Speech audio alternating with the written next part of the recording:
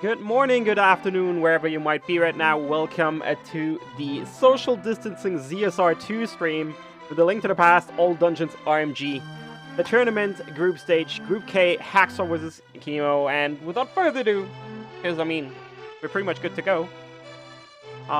Let's say hi to the comms and switch to the layout. And hi, Matt, and hi, Glenn. What up? Hello, how's it going? Good to be here. Yeah, so this is a pretty interesting matchup we got here. Two runners with, from what it looks like, PBs that are pretty close together. So kind of looking forward to this one. Yeah, hopefully it'll be a nice close race. I think both are fairly new to the run, kind of just learning it around the time of the tourney. But yeah, that's what they've got fairly respectable times. 120 and a 118, I think. Yeah, anything around 120 or under means you pretty much know what you're doing here. Mm-hmm. So it looks like they're off.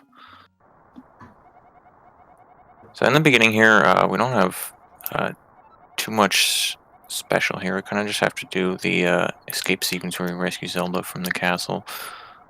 Pretty standard for any category in this game. Yeah, so if you've never seen all dungeons run before, basically it is a run of The Legend of Zelda: A Link to the Past with a kind of slightly different rule set than what you see in the more popular No Major Glitches run. What these runners are allowed to do in terms of glitches is slightly different. We have kind of classified them into minor and major glitches, and there's a subset of those major glitches that these runners will be allowed to do that will kind of break the sequence of the game a bit. Yeah. So, like, the major glitches vary from, like, I clipped through a wall to I'm literally walking through the game's RAM. So, the restricted major glitches rule set kind of just bans the more powerful, like, memory corruption stuff, and allows clipping and such. So that gives much more free movement around the overworld, and in some cases in the underworld, but it's pretty limited there too. Yeah, and then to kind of make this more like a regular speed run, these runners have to complete all of the dungeons. And kind of the way the route to this works out, it really makes it kind of a nice speed run. The flow of it's really nice, and really anything can happen in these all dungeon speed runs, which makes it a lot of fun to watch and makes it for a really great tournament race. Yeah, the flow is really good, as you mentioned. Like, there's not a lot of overworld movement in this category, just because we're able to clip and stuff. So we end up skipping a lot of overworld sections, and it's kind of just like dungeon after dungeon, which is the fun part of the game anyway. Yeah, and so for the first, 6 or 7 minutes is going to be not a whole lot different than the No Major Glitches speedrun, other than the runners are allowed to use the save and quit. But after Eastern Palace, then the run really starts to pick up. Yeah.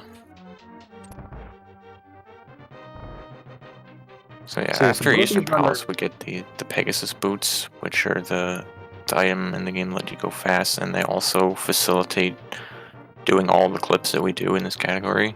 So it's kind of just like at the beginning, you just get to that point as quickly as you can, and then you go ahead and start breaking the game. So this ball and chain guard here is kind of the first real test of the run. Both runners going for the 8/ strategy and both handling it relatively well. Yeah, both took a little bit of damage, but it's not a big deal. There's a few different strategies using that. The 8/ is the best by a little bit. Yeah, and so these guys, I think, are the 3 and 4 seed in their group. So we're still in the group stages here of this tournament. And these runners, somewhat unfortunately, drew a very difficult group. I think the 1 and 2 seed in this one are Lanxion and Fricker, who are both really good runners, and I think have all Dungeons PBs that don't quite reflect how good they are at the game. Yeah, I agree with that. So both these guys, I think they're both 0-2, but I hear that there is going to be a lower bracket. So these guys are still playing for something. Should they choose to participate in that, this run could affect their seeding in that bracket. I believe we are planning that still. And we're also doing a few wild cards, so some of the third seeds can get in. Or like the third place from groups can get into the brackets still. Yeah, that's true too. So these guys really have an incentive to really go for it in this run, to try and get as low of a time as possible to snag one of those wildcard seeds. So you may, from what I see in both their splits, it looks like they both have silver arrows in their splits, which is one of the better safeties in this, well, probably the best safety in this run. But you may see both of them ditch that to try and get a time worthy of one of those wildcard spots. Yeah. Yeah, that's a good point. So, kind of going through the bottom part of Escape here. There's a lot of RNG, especially that 6 snake room. Some annoying stuff. Escape doesn't really matter in the end, though. Like, you get a few seconds of variance, but yeah, it doesn't decide anything.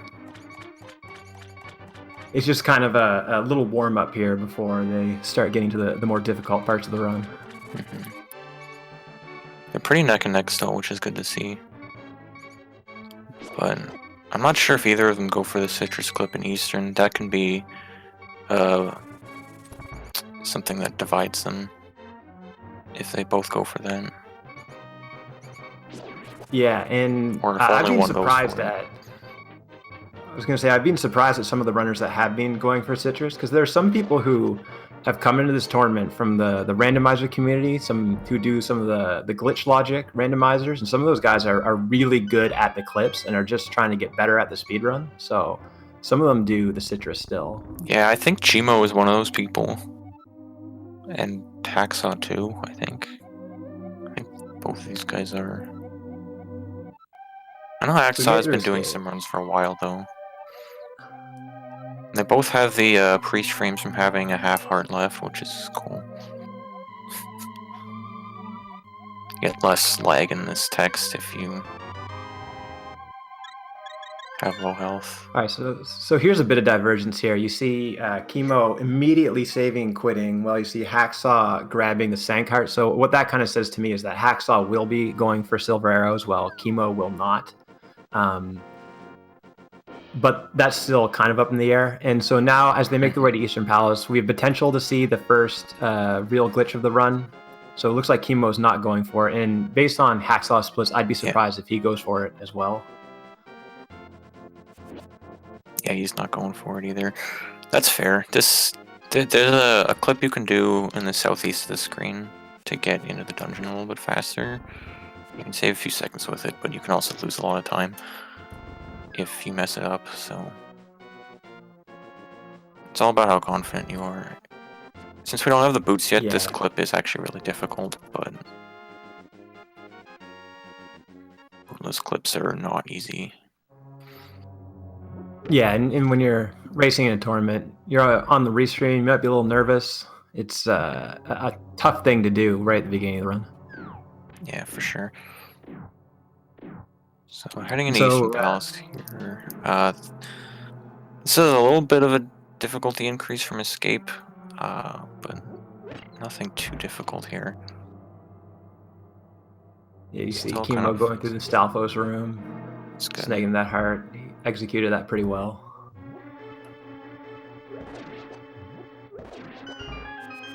Same with Hacksaw. Now Hacksaw's got a heart in here, so he's playing it a little safer. Coming up, the room where you get the big key is really where that extra heart helps out a lot in Eastern Palace. Mm-hmm. It can be a bit tricky too, so like I definitely understand wanting to have all the hearts you can for it. Yeah. Like if you have less than 3 hearts, you can't try it again if you fail, kind of thing. Yeah, and if you mess up with 3 hearts, picking up the 2 under the pot, it is pretty slow. So let's see how this goes for him. He's going to bounce off the popo, grab the pot, hit the switch. Yeah, using the iframes. Really nicely done by him. He even got the upwards boost. Yeah. Another good one from Hacksaw.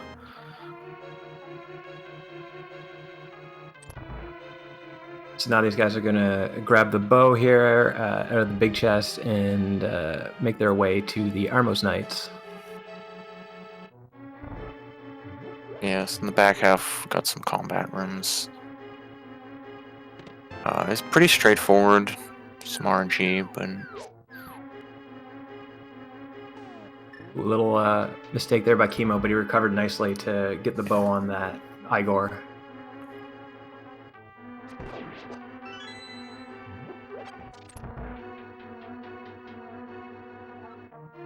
So after Armos Knights, that's really where the run picks up.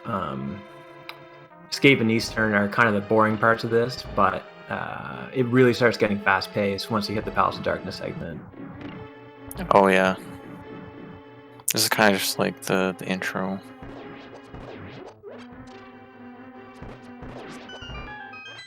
See Cheamo grabbing some safety arrows. That's a little bit more necessary to do in this category when you don't get the drop. And you see him doing the top right Armos Knight strategy. This is what you'll see most runners do.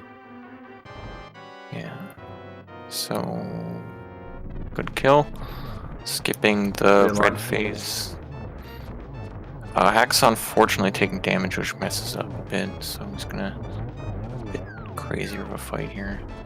Yeah, luckily for him, he got some arrow drops, so he's still good on arrows. Mm-hmm.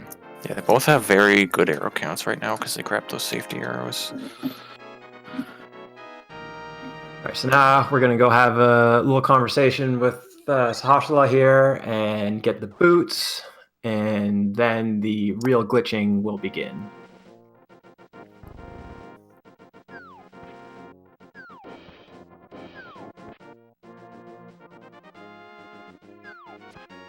So what the boots let you do is we're going to be doing I think 3 different kinds of clips throughout this run. There'll be teleport clips, spin speed clips, and bomb clips. First one you're going to see is a spin speed clip, which uses a 1.0 exclusive glitch called spin speed, or super speed, which is a glitch state where the game thinks that Link is in the dashing state, but is actually not, and is walking around. That lets you kind of just walk in the grabbing corners the of money them. out of Sahashala. That is interesting. So Cheamo's doing it here. And kind of just jumps around the screen a little bit and is able to get into the cave to go to Death Mountain without lifting the rock, which requires getting the power gloves. So this is the newest form of Death Mountain Ascent, or DMA for short. Which are ways to get up to Death Mountain early. Oh, Hacksaw unfortunately messed it up. Yeah, so what he messed up there was he didn't do a quick hop off of the ledge he was on, and there is a way to fix that, but it's kind of new and not. I doubt everybody in this tournament knows it. Mm-hmm. And so what you're going to see here from Cheamo, assuming he is not getting the silver arrows, is he's going to do what's called the Kiki Yeet. Yeah, it looks like he's going for it. He kind of yeets across the screen like that and ends up... Oh, I don't know what he's... He was okay there. Yeah, he was fine. I think he just got confused. Hacksaw looks like he messed it up again. The backup is you can go backwards through the exit cave here instead of getting into the old man cave like we normally want. It loses about 20 seconds, but he's actually slightly faster than saving, quitting, and retrying it. Okay, so it looks like chemo's all right here. So now we're going to do what's called the Kiki skip. So this lets us clip through this cave into Palace of Darkness. Kind of conveniently on the underworld map where the caves and dungeons are. They're located right next to each other, and that was really well executed by Chemo there. Yeah, so the bomb clip, basically you just have to dash into a bomb with the bomb in a certain position, and it knocks you into the diagonal wall. All the clipping in this game has to do with getting through diagonal walls because their collision is kind of badly programmed. Yeah, and you see Chemo opening that door there. So because he's still technically in the cave state, he can open doors without having the keys for them. And so he is now forgetting to get the key out of the basement. I don't know if he does a different route. Maybe he gets he needs to mirror here and get the key out of the shooter room. Yeah. Not sure. I think, yeah, he just realized. Okay, he realized it. And Hacksaw, what you see him doing here, he's doing the silver arrows route. So what you do is you bunny walk down to this specific area, put the mirror portal there, and then you're going to see him go in and out of the old man cave. I'm assuming he's doing the death warp setup. Yes. Yep. So he's going to die here, and you'll see him dash to Hyrule Castle, which is where that mirror portal is now located, and he can clip into the Fat Fairy Cave to get the silver arrows. So it looks like Chemo's back on track here. He's got his small key that he needs, and now he's making his way through the rest of Palace of Darkness. The silvers are a good safety item in this. Overall, if you like consider all optimal strats, they're like 40 seconds slower to get. But they're a really good safety item because kind of the hardest thing in this run is Helmasaur, the boss of Palace of Darkness, because we fight him so much earlier and like under-equipped compared to what the game intends. So it's kind of like the big gatekeeper boss in this run. But actually, like most things end up easier because we do them later. Other than Helmasaur becomes a lot harder. So getting silver arrows, which just lets you obliterate them in one hit, it really, really helps the accessibility of this run. See Chemo here doing the hammer jump. He's got to place the bomb and move to a specific pixel, and he pulled that off very well. That in the RMG run, that's one of the hardest glitches to do, but in this run, it's pretty far down the list, in my opinion. Yeah. Interesting to see both of them go for Kiki, because it's not really an easy clip. It only saves a couple seconds. Yeah, it's some of myself who just started doing the speed run after the tournament was announced. That's probably the one I mess up the most, is the Kiki, actually. See, now you see Chemo making his way to the Helmasaur fight, and Glenn, as you were saying, considering he does not have the silver arrows, this is a very difficult fight. You have only the fighter sword, which does not damage Helmasaur, and now he only has 3 hearts, so he can only take 1 hit from Helmasaur, and he has to hammer, or he only has 2 arrows too, so he's going to have no arrows going into this fight. He's going to have to hammer the jewel on Helmasaur's head 4 times, which is very tricky to do because you have to get very close to him to pull that off. This will definitely be a good showcase of the difference in difficulty with the fight. And unfortunately, he actually took damage I think, off the spike here, which is going to allow him 1 fewer hit to take on Helmasaur since he does 2 hearts of damage with all of his attacks.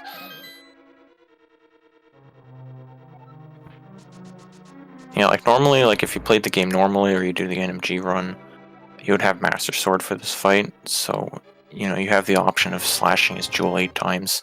Here we don't have that option, and we don't have enough arrows, so the only option to kill him in phase 2 is hammers, pretty much. You can do fire sword spins, but that's somehow even worse.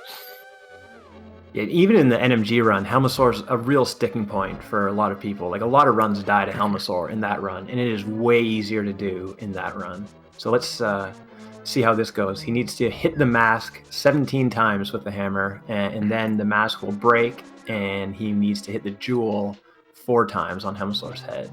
He's holding the sword out here. It kind of creates like a buffer so you don't walk straight into the mask. It's a little bit slower than not holding out, but it's a really, really good safety. See him waiting out those For a long time. fireballs, which is a smart move. He does not want to take his 1 hit in the mask phase. Ooh, Helma giving him a actually decent pattern. I thought he was going to charge him again there. He's having some difficulty here. He's going for the trying right to hit him side, from which is not... Oh, he's doing dash pokes. Oh. Nice job. That was really clutch. Yeah, that was great.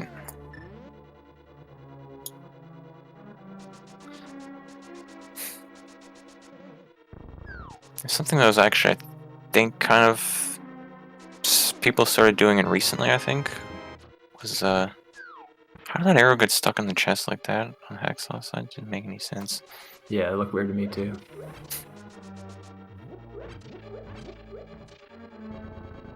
I don't even remember what I was saying before now, but oh yeah, about hammer dashing Helma. It increases hitbox a little bit.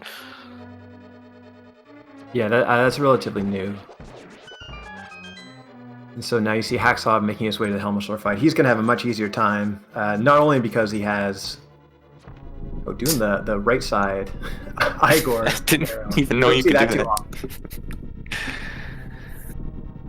Yeah, Hacksaw's fight is going to be much easier because all he has to do is shoot one of those silver arrows into the jewel in that second phase, and it really eliminates all of the danger. And is really the reason why silver arrows are a great safety in this and a great strategy for this tournament for a lot of people.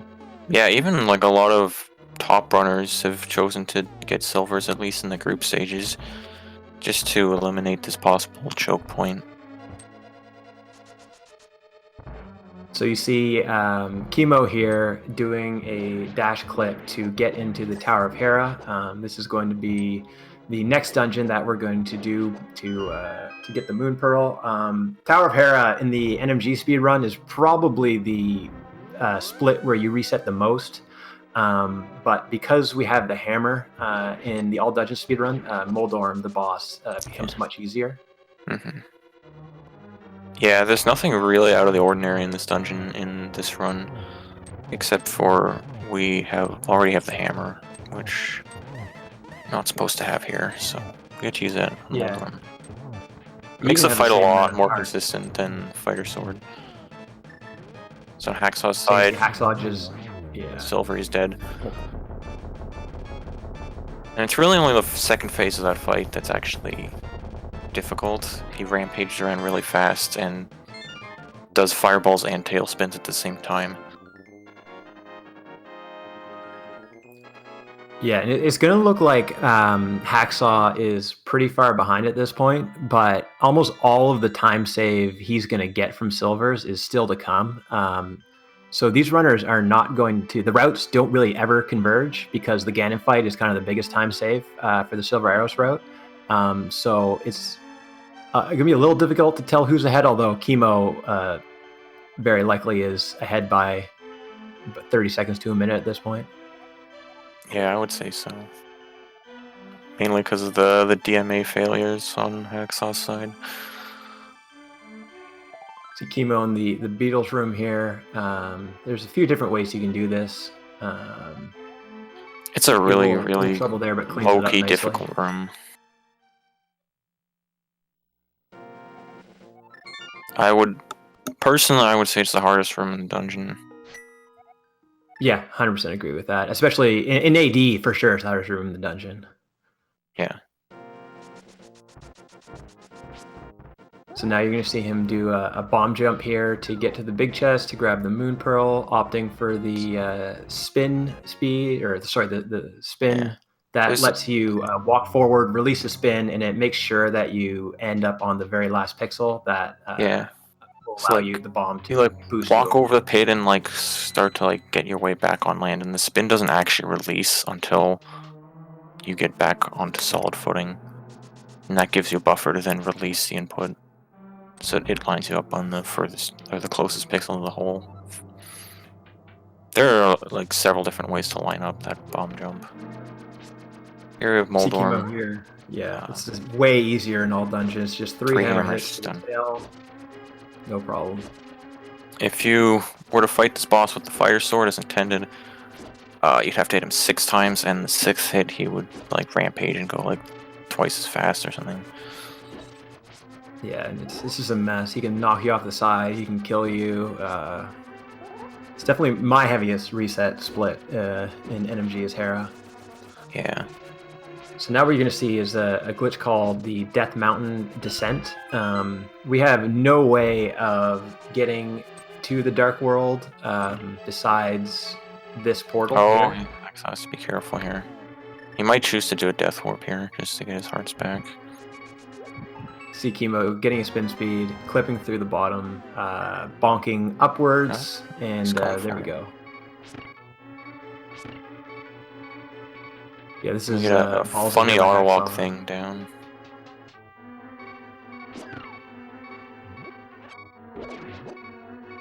Really nice beetle room there by Hacksaw. That is pretty close to the optimal way to do that. So the first dungeon that we kind of do in the Dark World here is Thieves' Town. The reason being that the item in the dungeon is the Titan's Mitts, which is the level 2 gloves. We're going to skip entirely over the level 1 gloves. And the Titan's Mitts are required to get the Tempered Sword, which is actually the 3rd level of sword. We're going to also skip the 2nd level of sword, the Master Sword. And Tempered Sword is really the best bang for your buck in terms of time it takes to get and its power level. It's kind of the standard sword that gets used in runs of this game. Yeah, it's a huge upgrade from the fighter sword. So you see, Hacksaw made it through Tower of Hera. He did hit the switch, so he's going to be able to get a heart refill here. Although he did miss the bumper skip, so he's in a little bit of danger now that these Donagos have reset their movement. Yeah, and just another note about the sword: it is required that we get a sword upgrade beyond fighter sword in order to fight Ganon. You cannot damage him with the fire sword. So cheamo here in the worst room in Thieves' Town, the Hellway.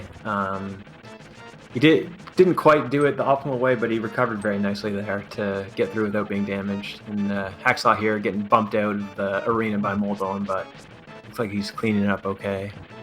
Yeah. You actually have like a very, very slight chance to get soft locked by getting bumped by Moldon there, but it's only happened like a few times overall, so.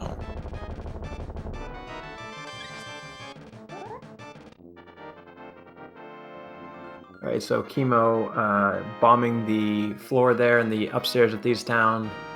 That will allow him to fight the boss. Yeah, that is correct, Zero.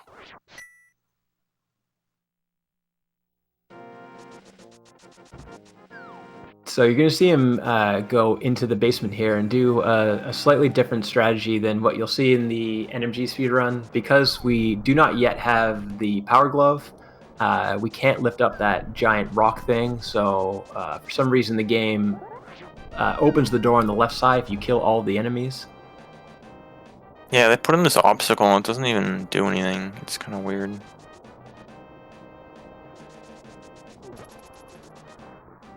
You see Hacksaw following closely behind here. He had no problem with the Death Mountain descent, and he's making his way to Thieves' Town as well.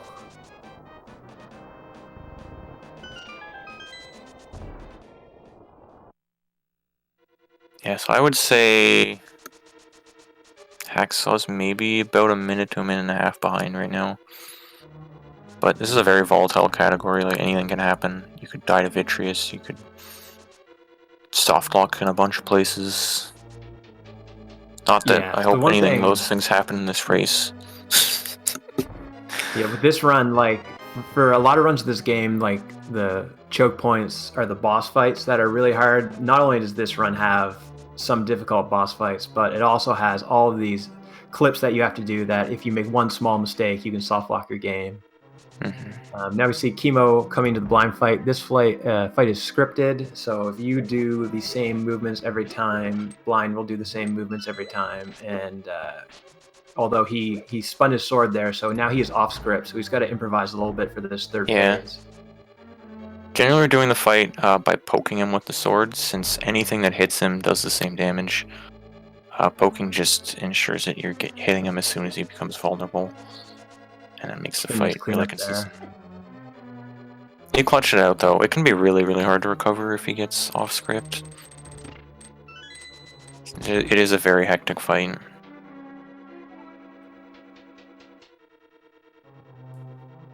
And so yeah, to go back to what I was saying before, like with this category, as you've seen with some of the times in from some really good runners in this tournament, that really anything can happen. There's been so many soft locks and some hard locks actually that can cost you a lot of time. Really, anybody can beat anybody because of that soft lock factor, which makes this category somewhat frustrating to run in, but very entertaining to watch. And also we have the major RNG of the run is right at the very end, so even runs that, don't look that close, they can come down to Aghanim RNG right at the very end. So Yeah, it really no, isn't over until it's over with this category. Yeah, I know. Some people say they like having all the RNG at the end. I hate having all the RNG at the end, but personally, I like it. I can see the logic. So you see Cheamo here doing a bit of a shopping trip. He has to get rupees for Zora to buy the flippers as well. He has to get the Book of Medora so that he can get the Ether Medallion in the next split. And he has to pick up our friend the Smith here, who will change his fighter sword into the Temper Sword. As you were saying, Glenn, is a massive damage output upgrade, and really makes the game a lot easier. The really nice thing about the glitched runs of this game is that we can just mirror to get the book there along with the frog. Instead of having to get it, or make a huge detour early to get it to go into Desert Palace. It just really lines up the routing nicely. That's why I really, really love the glitched categories of this game. Alright, now see Hacksaw here getting into the blind fight. Yes, I said frog. Here is to just talk to the Smiths a few times, get the sword. Takes about a minute to get, I think, overall. Oh, Hacksaw is... Oh no! So Glenn, this does is a good he have to opportunity mirror? to mention a certain thing that happens when you glitch the game called Fake Dark World. So, Oh no. roughly, so He's not mirroring. it's based on how the saving works in the game, which is that after you beat Aghanim, you save and quit to the Pyramid from the Dark World. But before Aghanim, you save and quit to the Light World, which is meant to not put you to the Pyramid when you're a bunny in that little section before Tower of Hera. But as a consequence of that, if you die in a Dark World dungeon, it kind of runs that same routine, and will set your world flag to the Light World, which doesn't change your physical location, but it does have a few side effects to be aware of. In this case, the only real one to worry about with Thieves' Town is that afterwards, if he does not use the mirror to correct a real Dark World, when he transitions out of Village of Outcasts, he will be in the Light World and be unable to get the Smith. Yeah, you see him taking another death to blind there.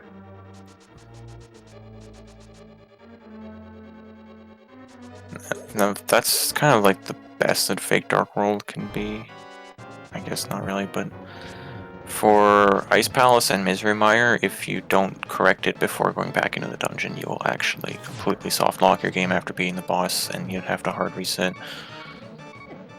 Yeah, one of the problems with the blind fight here is that when you go back in, you don't have the script to follow anymore. And blind is extremely difficult to fight, not on script. Mm-hmm. Did he mirror? I lost. I don't think he mirrored yet. Yeah, because he does have to mirror, right? After the dungeon, he doesn't have to do it before. Oh, okay. Yeah, so you may notice here that the pots here are actually the normal Light World pots and not the skulls. That's because the game says that he's in Light World.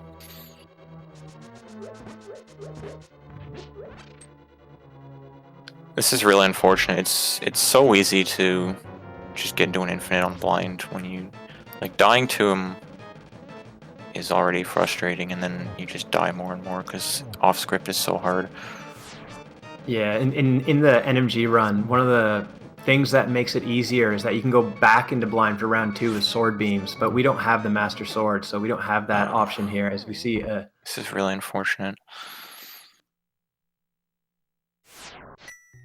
So we got Cheamo here making his way to the Mothula fight. Kind of glossed over a lot of Skullwoods here on Cheamo's side, which is kind of low-key one of the more difficult dungeons. Yeah, the mummy statue room is definitely, in my opinion, the hardest room in this category. There's not a lot to the dungeon, but so many of the rooms are very difficult rooms to do quickly. So in the Mothula fight here, you can see him try and get a double hit by dashing into Mothula. I don't think he got it. He's getting in a little bit of trouble here. I think he just got a single hit, yeah. Oof, yeah, nice recovery. The longer the Mothula fight goes, the more difficult it gets because you got more obstacles floating around the room trying to kill you. That was a little hairy, but he pulled it off. See Hacksaw here going into phase 3 with a lot of life, so hopefully he can clean this one up. Yeah. Nice job. Right. Nice job. That's a really tough fight to do off script with this setup. Yeah, definitely. So hopefully he remembers to mirror after all that. And so after Skullwoods, we're going to see Cheamo go on another bit of a shopping trip here to pick up the Ether Medallion and the flippers. And then the difficulty of this run kind of spikes again. The desert and mire splits, which are the two that are coming up, are probably the biggest run killers outside of the Helmasaur fight in this game. Desert segment's a bit ironic because even though there's a lot of overworld cut out of this run, the overworld is actually the difficult part of that segment. The dungeon itself is really easy. Yeah, desert's not that hard to do, but it's very, very hard to do well. Yeah, desert is intended to be the second dungeon you do after escape, and we're going to go there with the tempered sword and the fire rod. And in Hacksaw's case, we'll be going there with silver arrows too, so we're massively over-equipped for it. See a nice spin speed there to get him around the squirrel and to the ether tablet pretty quickly.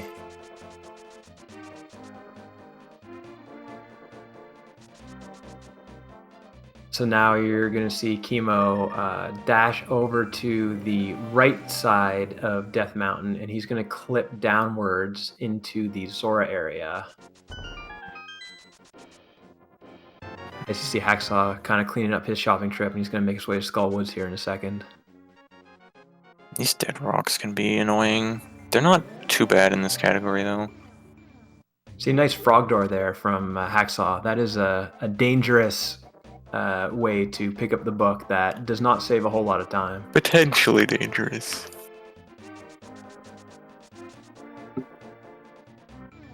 It saves about half a second, I think. But you have a very slight chance to hardlock the game. Yeah, I believe that hardlock has happened in this tournament. I think it's frame perfect, and it's only happened to Steven IRL because things just happen to him. And we don't have any explanation for it. I'm noticing here on Cheamo's side, he's actually over a minute ahead of his PV right now. Yeah, some of that's going to be the silvers I think he got in his PB, but even with that, he's still definitely ahead. Mm-hmm. He saved like 50 seconds on Skullwoods, which would imply that his PB had a death to Mothula.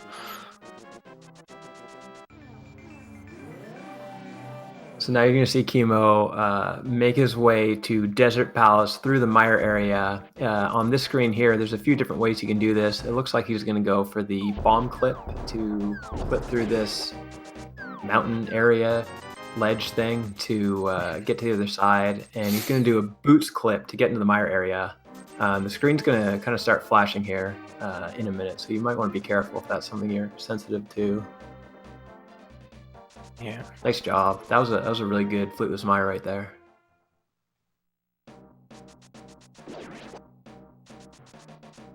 He's just shooting an arrow, I guess.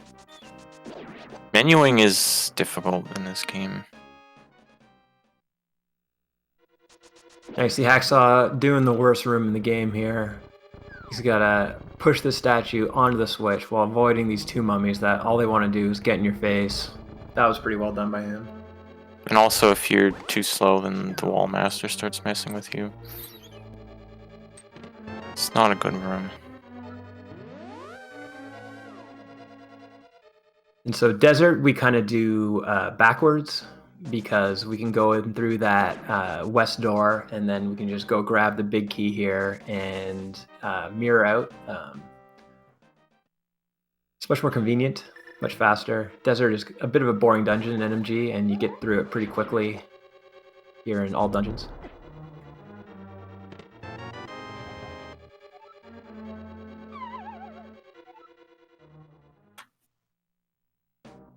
See if he was not going for the Desert 2 spin speed, and now he's making his way to the back. He looks like he's making pretty good time here in Desert Palace. Yeah. We're going to make quick work of Landmola's here with... He's going to use the Fire Rod, which will make it a very similar fight to the refight in Ganon's Tower that you would normally do. Just use the Fire Rod. Fire Rod and Tempered Sword spins. Both of those do the same damage and kill them in 2 hits. Yeah, in theory, it should be easy to get a 1 cycle in Desert Palace almost every time, but in practice, it doesn't happen that often. Although he did miss a Fire Rod shot on the torch there, so he is gonna have to take a 2 cycle. Yeah.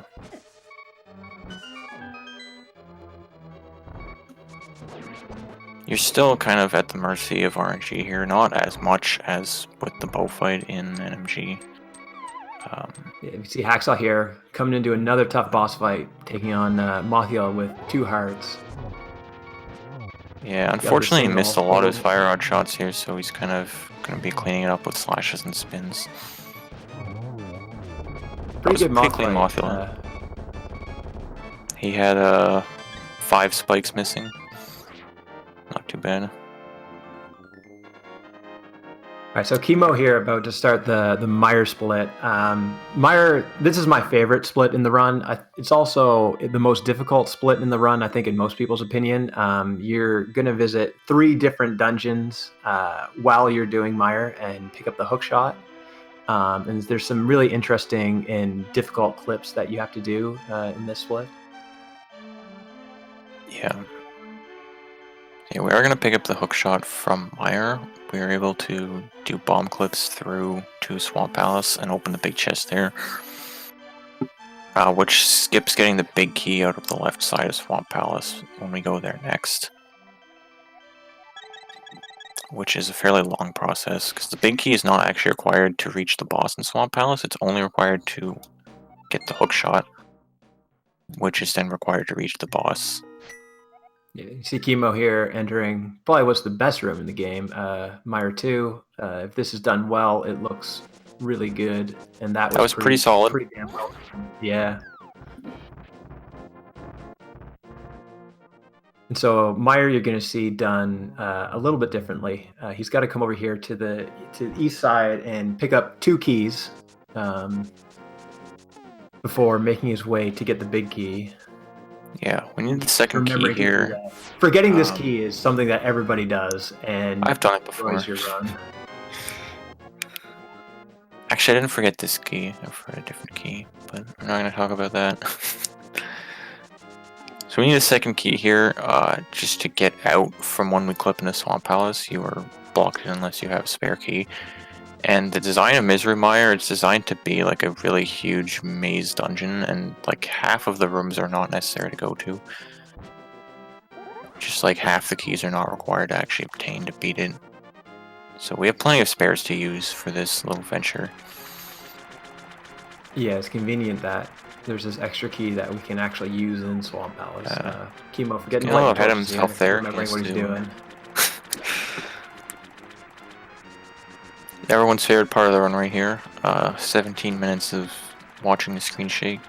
Seconds. 15 seconds. So that's a 43 torches time. If Cheamo still has a 118 PB, he is miles ahead of that. Yeah, I'm not sure because he doesn't actually have his PB on the splits. He only has split times. Yeah, and like I think almost every runner in this tournament has PB'd since the start of this tournament, so it's not super likely that that is still his PB. Mm-hmm. So now he picked up the big key. He's going to do a backtrack here back to the torches rooms. And that's where we're going to do the first clip through to the Tower of Hera. And then from Tower of Hera to Swamp Palace. Both of these are bomb clips. The first one is pretty easy. You have a very free lineup just from bonking against the wall. The second one from Hera to Swamp is much more difficult. Definitely the hardest bomb clip in the run. See Hacksaw here trying to do the spin clip version of what you saw Cheamo do to get to this area of the map. Those bomber guys were giving him a little trouble, and Cheamo here about to do what Glam was saying. This is the hardest bomb clip in the game. Hacksaw using some random knowledge here, knowing there's fairies in those bushes. After getting hit by bomber guys. This looks like a good setup, Cheamo's side. You have to...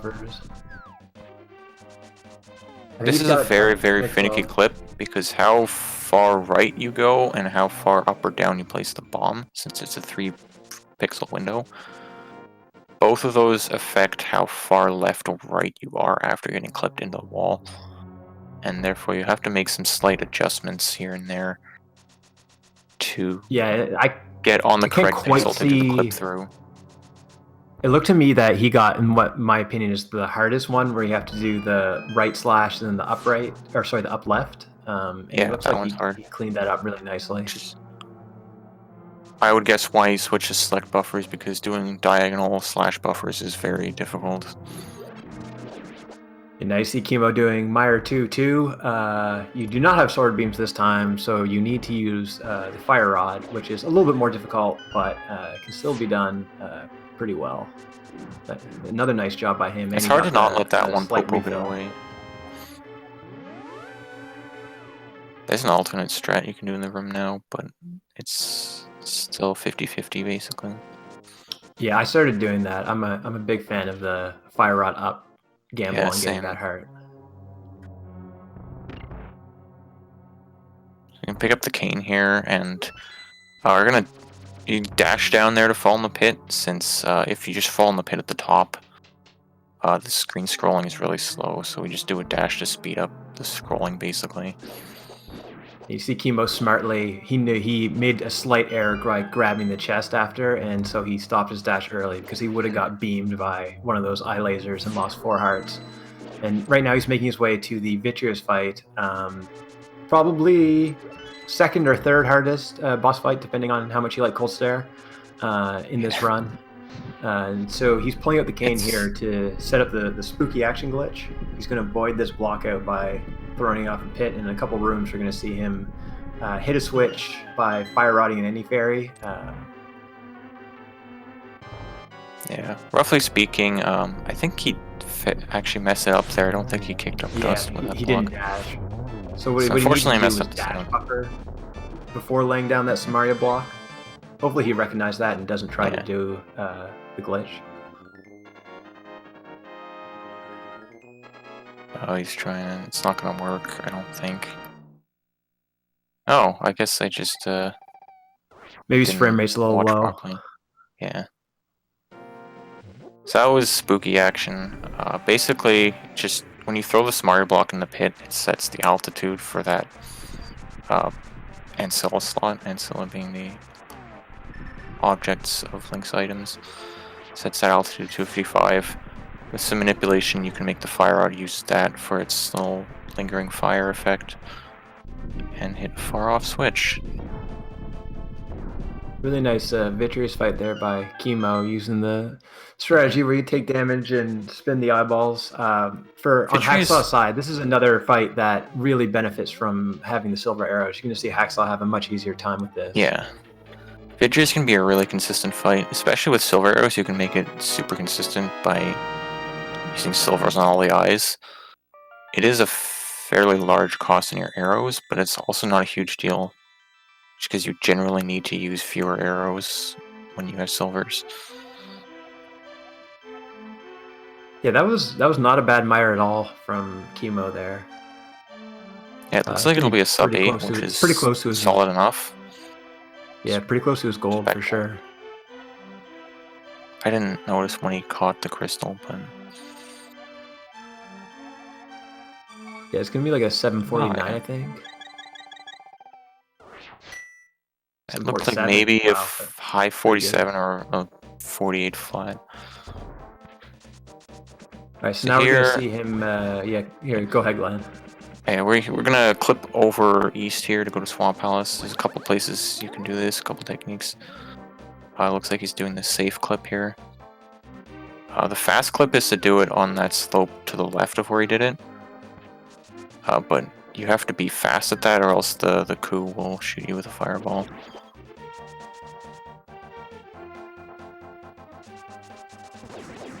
Yeah, that was a good safe clip. Yeah, that was well done on his side there.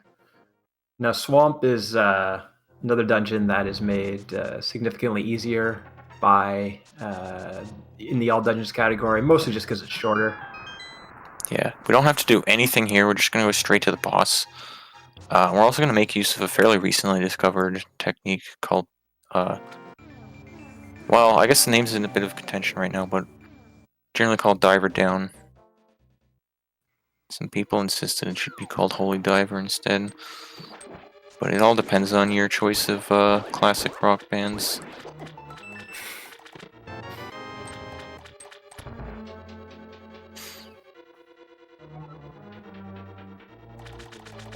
So, like, we don't have to get the big key, we already have the hook shot, we don't have to do anything here. Skipping that bomb, he doesn't need it, he has 5, which is enough. Bomb's pretty free, so it's not necessarily a bad idea to get it as a safety, but... Yeah. See Hacksaw here about to take on the Heritage Swamp clip that we saw Cheamo do a little while ago. So Cheamo's going to be doing Diver Down real shortly. So this is, in a way it's a one-frame clip, but we're actually going to make use of the Samaria block and its weird properties, specifically that you cannot push a Samaria block diagonally, and that's going to allow him to kind of just, you know, force his way through this fence. That's pretty nicely done on Cheamo's side, and also on Hacksaw's side. He messed up the Heritage Swamp clip and then got it second try, and it's much harder to do on the second attempt because the way the room's set up, by picking up the pot, it's a little bit harder to line yourself up properly.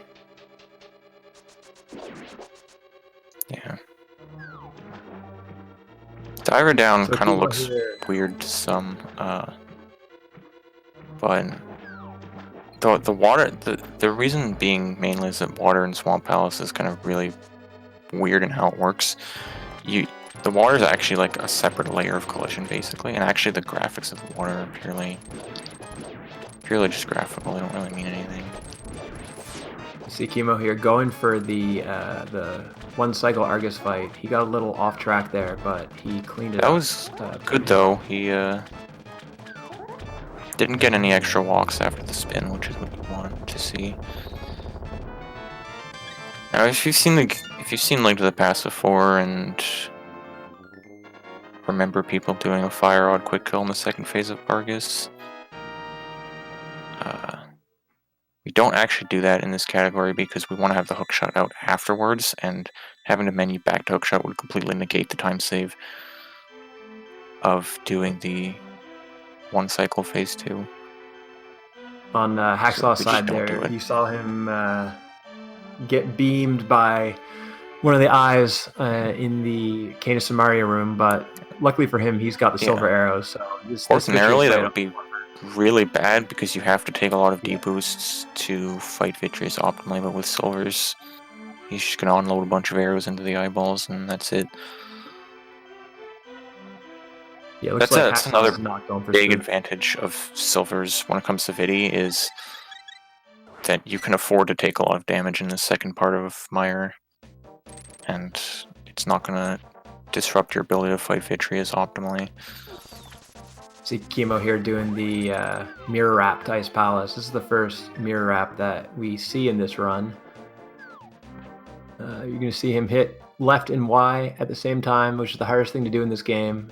He's going to get put into this state, and he needs to... Yeah. There's a pretty wide pixel window to move to the right there. And it's an 11 pixel window, so... Oh, he's going for the fast bomb clip here. So there's a couple setups for this bomb clip. That's the faster one. So now in Ice Palace here, we're about to see the second of two newly discovered glitches. This one's called Icebreaker, which is a door state glitch, which allows us to clip through the barrier in this room here with the big key chest. Mm-hmm. Very really nicely well done. So a nice Vitreous fight there by Hacksaw. He's going to be pretty close to his gold Mire.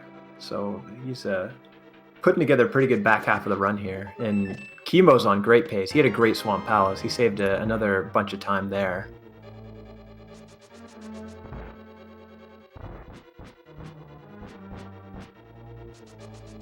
Yeah. So now Cheamo heading into the Cold Stare fight. Well. This fight's a little easier in all dungeons, but it is still very difficult. Cold Stare still hits you for 4 hearts. Yeah, it's not as much of a sticking point in all dungeons, but he can still end your run anytime he wants. The combination of how late we do Ice Palace and how little overworld there is for it just makes it really easy to go into the fight with a ton of hearts and just, you know, you can tank a few hits and you'll be fine. Even with there's kind of 3 different strats for this fight. I'm gonna see what he goes for here. It looks like he was gonna go for double poke there, but messed it up. Double poke is the hardest strat you can do, in my opinion. This is where things start to get sketchy. These puffs do 4 hearts of damage, and the falling ice does 2. You really, really do not want to lose control of Cold Stare. Okay, you got a clutch double spin at the end there. This fight can go south so quickly if you mess up. Yeah, that was well done. Cleaning that up. Clutch down. Looks like Hacksaw actually did gold as Mire. It's a minus 0.0 gold. Never want to PB by too much. You never want to PB by too much.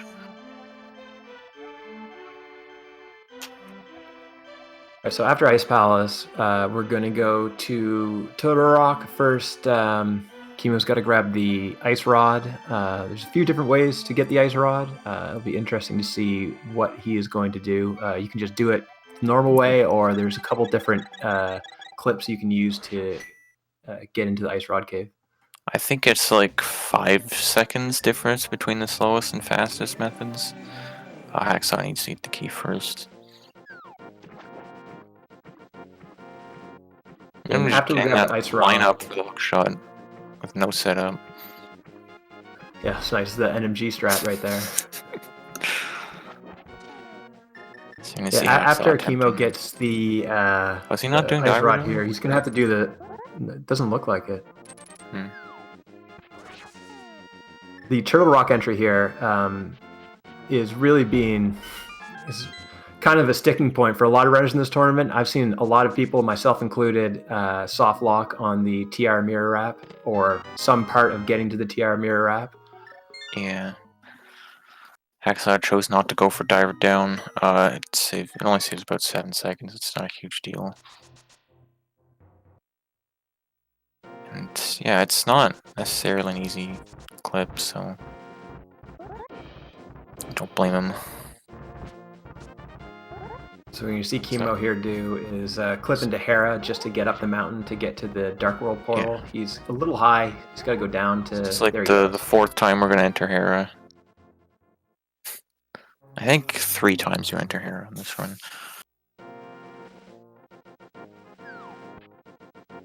So here he's going to be doing what we call the TR climb. So here we do a downwards teleport on this slope here. And then wiggle our way up this hill. To get up to the top there. It's a series of very specific inputs you need to do to get yourself in the right position. Yeah, and then you end up on this like weird dirt bridge that exists, kind of dividing the sky with the black void at the bottom, which is a really useful thing for the glitch categories in this game that exists.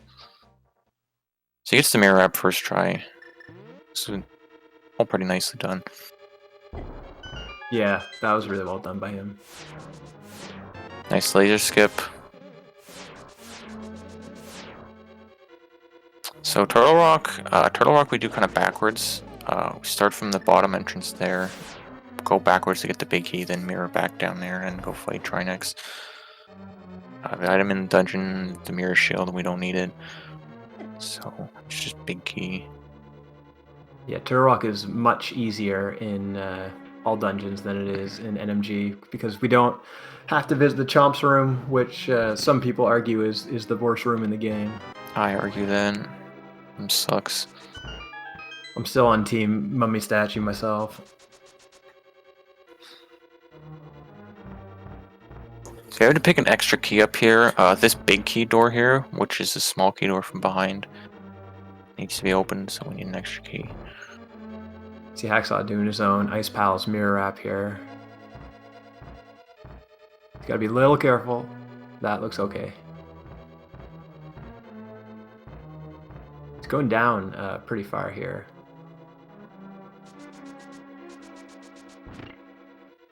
Which is fine, it makes it slightly more difficult.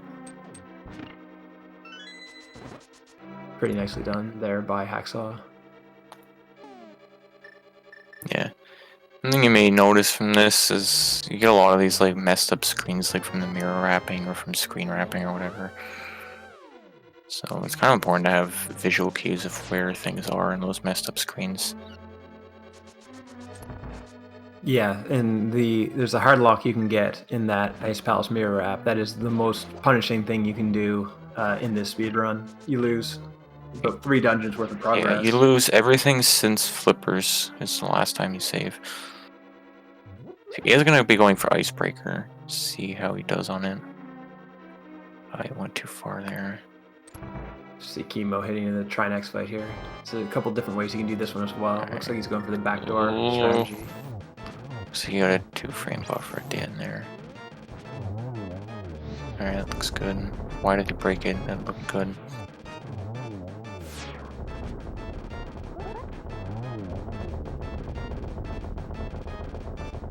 There we go, we got it. Cheamo had a pretty nice phase 1 of Trinex there. Yeah. Trinex is actually one of the simpler bosses in the speedruns of this game. Even though he's pretty hard to do casually.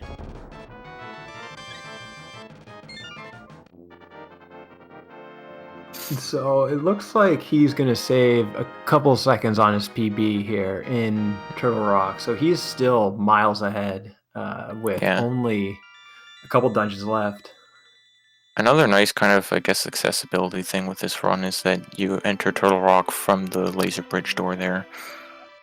So if you die to Trinex, it's not a huge deal like it would be in RMG where you have to do the entire dungeon again. Unless you specifically spend time taking the safety door. Yeah, I think it's only about like a minute, if that, for Trinex death, which is not so bad. Alright, so as Hacksaw goes into the Cold Stare fight, you're going to see Cheamo clip into Ganda's tower. He can't get out of the Turtle Rock entrance there, so you're going to have to Even clip if he into could, it's GT, faster which to we could have save done. footage. Yeah, that's true too. Because there's no cutscene. Oh, Hacksaw also Bit has of a this cold out of start party. control cold stare. Got 2 down. Let's avoid the ice. There we go. Okay. Clean it up too. Both All right. clutching out with 1 heart left. And so Cheamo almost done the GT entry. He's just gotta get hook speed here, hold down right. Nicely done by him there.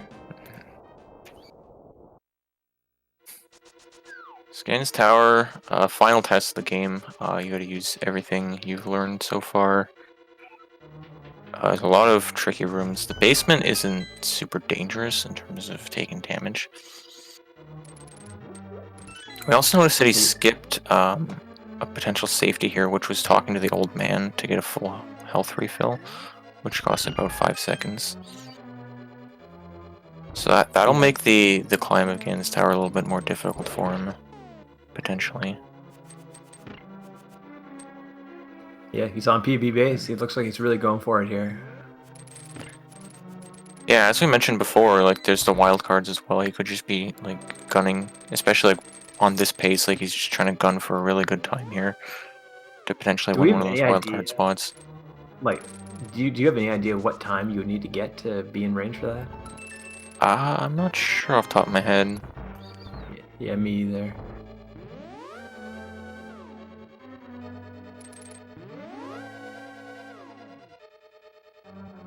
You see Hacksaw just doing the kind of vanilla-ish method of getting the ice rod here, as Cheamo is making his way to the second outermost fight of the game. So in Ganon's Tower, you have to refight all 3 of the Light World bosses. Each one has a twist to it, and with the outermost, you'll see that they are on ice.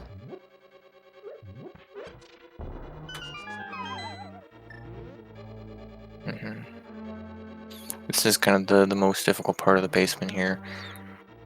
But this fight, basically the same principle as the initial Armos fight in terms of the quick kill. This time you start from the bottom left. Strategy.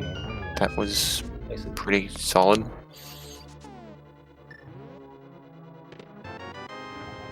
And get the big key and a quick arrow refill, since we'll need that for the mimic rooms up here.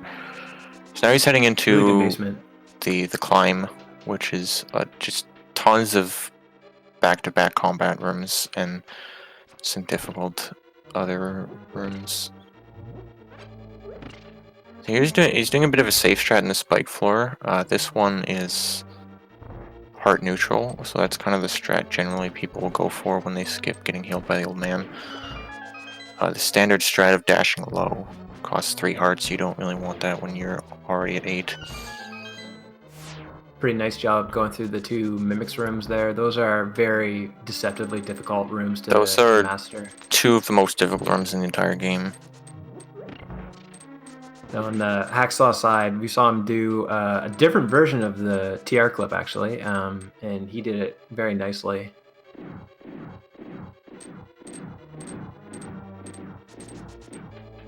So now Cheamo's heading to what we affectionately call a gauntlet. You got 5 rooms here where you just have to kill all of the enemies in order to advance. They're very difficult. It's very easy to lose time here. Yeah, a lot of RNG. All the enemies move randomly in this game, so you know, these rooms where you have to kill 3 of these enemies, you can, and especially when they're on conveyors, they can just completely peace out and go all the way on the other side of the room. You can lose tons of time. Hey, Cheamo doing a pretty good job. He had a little trouble with G2, but the rest of them he's executed very well so far. Now here we go into the Landmo 2 fight. This is pretty similar to Landmo 1. You got that shooter in the bottom left, but with the fire rod, it doesn't bug you too much. Really do that much to hinder you, yeah.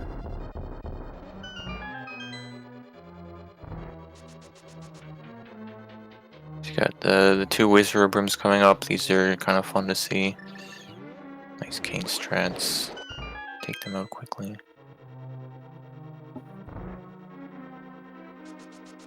Yeah, the gauntlet itself is done. Now there's just kind of some... Oof. He's having some trouble with that guy there. Almost got lasered. Yeah, taking budget damage in GT is less of a big deal in all dungeons because after GT we still have to do Aga Tower, which is a light world dungeon, and it's pretty safe. And then after that you get a heal before the Ganon fight. Yeah, we're really, really over-equipped for Aga Tower, so it's, you know, not that easy to die there. Although I'm saying that as someone who has died there. So Hacksaw going for the front door Trinex. A little bit slower. Not actually safer, in my opinion, but yeah, a little bit easier, I guess.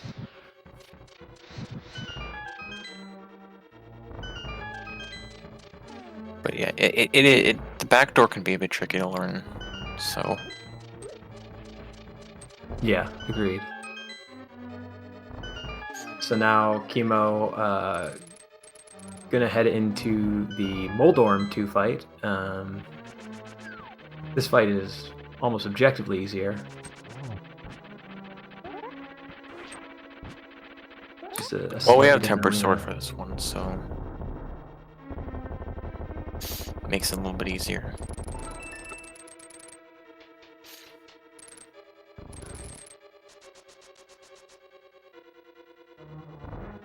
So now Cheamo about to enter the hardest boss in the game to do well, the Aghanim 2 fight, or if your name is M. Kostler, the Aghanim 1 fight.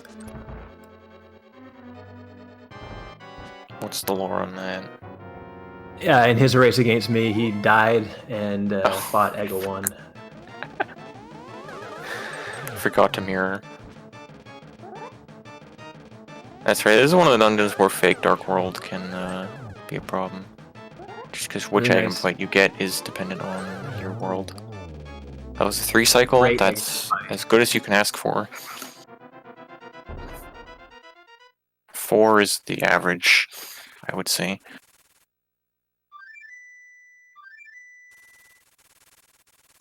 So this is a huge gold Ganon's Tower for him, depending on when he splits. Assuming it's back crash. Yeah, Yes. most split up that 8 crash here, just because you have to move right away. 8-second gold there for Cheamo, so congrats to him. Very That's pretty nice. amazing. That was a pretty solid GT. No major mistakes. Yeah, and so I'd like to point out that not only is he a minute and a half ahead, I'm trying to tell how many blue balls his run has. He splits kind of weirdly, actually. So I guess we'll just have to see. Yeah, 213 tower would suggest he splits on entering the cutscene. Yeah, I think so. So I think like this would be 2 blue balls in his PB. Doing some quick, maybe bad math.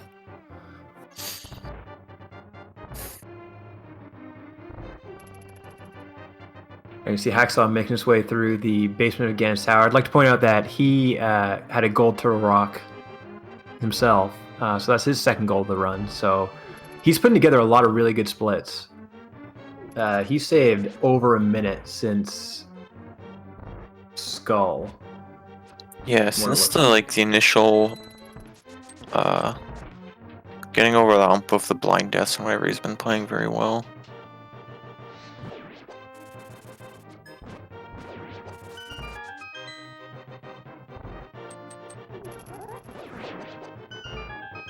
And so Cheamo making his way through Aga Tower, much easier as we're grossly over-equipped for the for where we are in the game. Pulling out the hook shot. Hopefully we get to see the hook speed in the Aga 1 cutscene. Yeah, it's always a fun one to see. There's a few different approaches to Aghanim Tower, just in which item you use. They're all very close, like there's frames different between best and worst. So it kind of just goes down to what you like the best.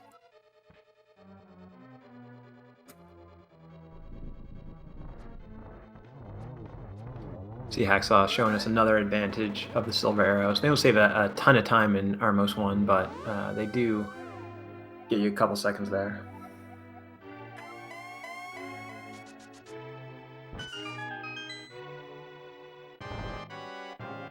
Alright, we got Aghanim. This is the RNG guy who likes to kill your runs for no reason. Yeah, so now Aghanim is going to decide how much cheamo PBs by at this point, unfortunately. Yeah, he does attacks in cycles of 5. He does 1 reflectable ball, 350, 50 reflectable or blue balls, and then a lightning. And the blue balls do absolutely nothing but waste 6 seconds. So only 1 blue ball in the first cycle here is not too bad. Yeah, it's not over till it's over though. You can always just do 6 in a row, you know. This is why like people don't like the RNG at the end, because you get a good run, and then you get attached to the run, and then you get 8 blue balls or whatever. That was 2. That's 2. Pretty good, I think. It's good. Yeah. Alright, so now we have the Ganon fight, which, because we get the heal here, is a little bit easier in the all dungeons category, but there's still RNG to be had in the Ganon fight, which depends on how many warps Ganon decides to do before you can hit him 4 times in the 3rd phase. And again, it's going to be the primary spot where Hacksaw will make up some time with the silver arrows, but he's unfortunately pretty far behind at this point already.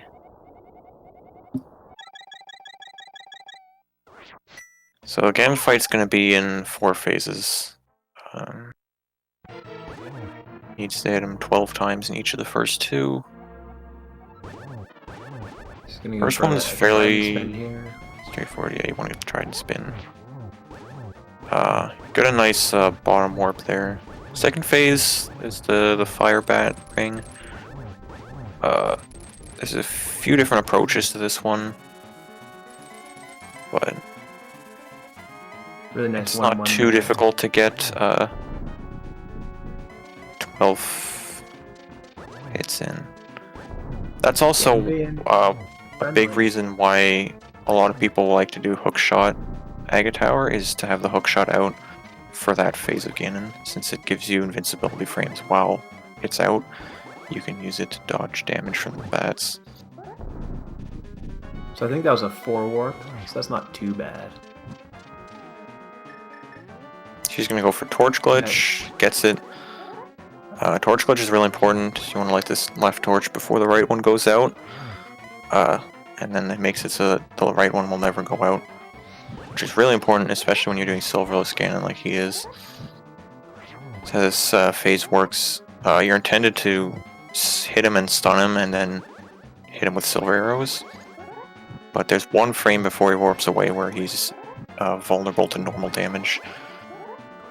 And by using spins, we can make a big window for hitting that frame. As well as spins just do more damage in the first place. 3 spins in each cycle if you're doing it well. And really nice Ganon fight, and a huge PB here coming from cheamo, so GG's to him. Yeah, get your GG's out for cheamo. It's a really nice run. So he's going to finish with a 1:17.24 by his splits. I don't know what the SRL time was, but it looks like a 1:29 PB on his part.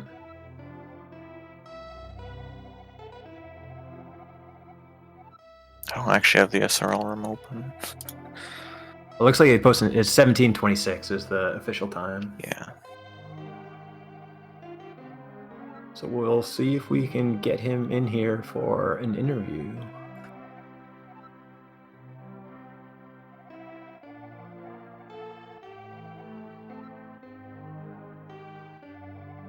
So you see Hacksaw cleaning up the Ega 2 fight, and he's just got to make his way through Ega Tower, and he'll be on his way to finishing this run.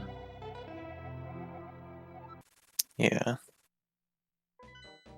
Ega Tower, of course, required due to it being a dungeon. Nobody likes it, but it's a dungeon by all means. It has its own dungeon ID in the code. Has a boss. It's gotta be done. Yeah, silver arrows save you a little bit of time in Agate Tower, mostly in that gold ball and chain room there. Yeah, doing a spin and especially like walking with the sword out is really slow, so it's nice to just have a couple arrows you can fire. I'm not sure if silvers are actually the fastest item here. I think they're still not. Fire Rod is the fastest as far as I know, just because it saves a menu on Ganon if you can just keep Fire Rod the whole time to get Torch Glitch. Looks like we've been joined by Chemo. GG Chemo, congrats on the PB. Thank you very much. No worries about it, but by the way, it's cheamo. Okay, well, we've both been saying that wrong for the past hour That's and 20 minutes. totally so. fine. So yeah, how are you feeling about this run? I see you got a nice, huge 8-second gold GT. Pretty much saved time on every split. Yeah, I was really happy with that GT for sure. Happy with the about a minute and a half PB is nice. I've been playing this mode so much, and it's nice to finally like get a run together. Like you can see, like my sum of S is like almost 114 or whatever, but I've been like at stuck at 118 something for forever, which just doesn't feel the best. The run was pretty good. There's obviously some mistakes here and there. I was very lucky not to die to Helma, not to die to Moth. A few other places were a little bit hairy, but just kind of Cold Stare especially. yeah, we were clenching pretty hard on Cold Stare. We actually both had similar Cold Stare fights, which is kind of interesting. Just a Cold Stare party clutching out with 1 heart left. Yeah, that's never really what you intend going into. Not what you want to see. Or spending like 20 extra seconds on it or whatever it took. Yeah. Yeah, so I noticed based on your PB, being getting silvers, is this like what was behind the decision to drop those? And is this like one of the first runs you've done silverless? I've never got silvers in a run. Oh, okay. So the pod just went a little awry in the PB, I guess. It has rarely gone right in a run. Silvers is something I probably should be getting, but I'm stubborn. It's a really hard split. Yeah, it's definitely the toughest. It's kind of a run killer. I think both of my other races I had deaths in there, which made it tough to play. But yeah, man, Helma's brutal. Oh, I got hit by the stupid mimics. I was like so nervous going into the Helma fight. Wasn't totally paying attention on Hacksaw's side and how many blue balls he's gotten. Looks like quite a few so far. Either.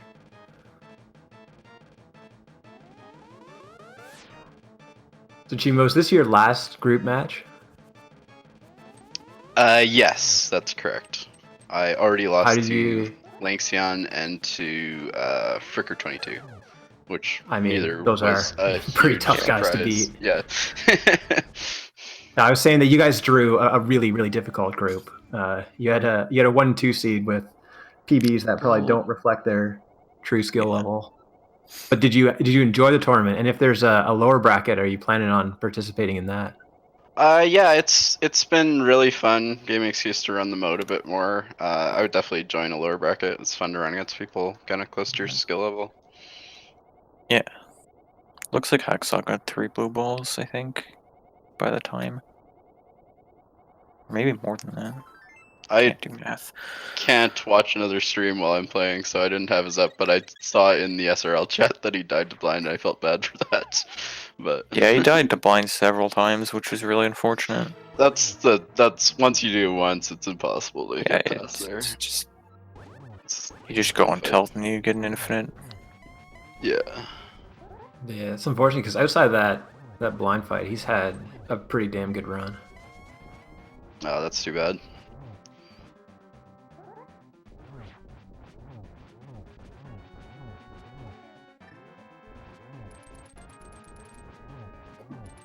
See him just gonna clean up his Ganon fight here and then be done with it.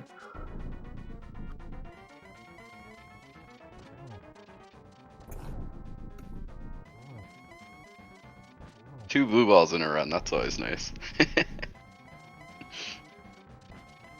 Yeah, because we were kind of Yeah. sweating here. We were on PB watch here, so we were Yeah. sweating those blue balls. Yeah, Aghanim likes to just say you don't get to PB. Although it would be really difficult when you're a minute and a half ahead. All right, Hacksaw gonna clean up his Ganon fight, and that is it. So GG's to Hacksaw. Yeah, GG's. It's See if we can get him in here as well. I didn't see how many warps he got, but that looked like a pretty solid silver scan, a 134. Yeah. Wow. GG's. Anything below 135 is pretty good silver. I would Ganon. say so, yeah.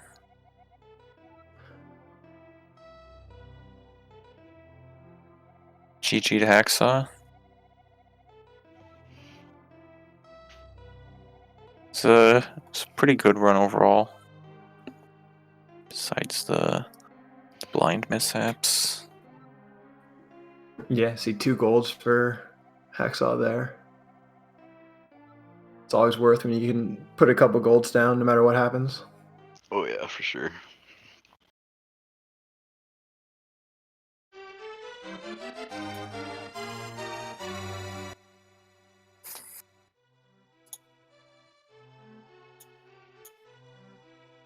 So Chimo, had you done? Oh, do we got? Oh god, I'm just trying to get Hexor in, but yeah, he is in there, so we can actually pull him in as well. Here we go. Welcome, Hacksaw. GG. Hey, thank you for the GG, and congrats on that PB, yo. Yeah, thanks. GG's to you as well. Yeah, so you had a pretty good run yourself. Outside of that, the blind mishap, the kind of back half here, you were putting together some pretty good splits, saved a ton of time. Yeah, blind. You know, it's one of those things you take for granted, and then you get there and you mess it up, and well, that's what happened. Yeah, man, especially in AD, it's impossible to round 2 blind because you can't get those sword beams, and it's just such a mess. Yeah, exactly. I was thinking, what do I have in my inventory? I don't have Cane yet. I don't have, I have nothing. It's just running there with a fighter sword. Gross. Yeah, can't even resort to those rando strats at that point, right? Exactly. That's what I was looking for, but, should have beat him the first time. I And guess so this is also yeah, that's actually not a bad point. And so Hacksaw, this is your last group match as well, right? Yeah, this is my last group match. I played the other 2 guys. They did a wonderful job of putting me to shame. So, yeah, it was fun, though. Yeah, so how are your feelings about the tournament as a whole, and are you going to keep participating if we have another side to the bracket? Oh, if there's another side of the bracket, I may still play. I mean, I have fun with this mode. It's pretty fun. There's more stuff I still have to learn. I haven't taken the time to get diver down to where it's even effective for me. And, a couple other little things. I was watching, there's a different way to get into TR that looks like it's faster than the way I use. So, there's still stuff to learn. So I'm going to keep going at it, whether or not there's another bracket. Yeah, like this run is like super intimidating when you first start out, but as you kind of are able to pick away at it, it gets easier and easier, and it's almost impossible to get a run in without at least one thing going horribly wrong. So very, very true. They don't call the category all disasters for nothing.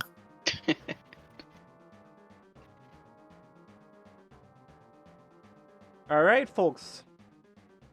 So, Alright. yeah, I guess we're good So, and can wrap up here. Again, GG to both cheamo and hacksaww. Also, big shout out to Matt and to Glenn for doing the commentary. Yeah. Guys, thank you. no problem. Yeah, guys, thanks for the commentary, and Trez, thanks for the restream. Sure thing. Yep. As you all probably noticed, we have quite a few restreamed matches from this group stage on ZSR in the next couple of days. I feel like it's 13 matches within the next 4 days or something. I don't know who's gonna commentate that. Ask a Pathy Duck. But yeah, thank you all for watching. I hope you enjoyed it, and we are gonna be back with more of this tournament actually tomorrow tonight at 10 p.m. Tonight. Eastern. Cloud versus Esther, and then tomorrow with I believe 3 matches. All right, thank you all for watching. Will be. Take care. You guys.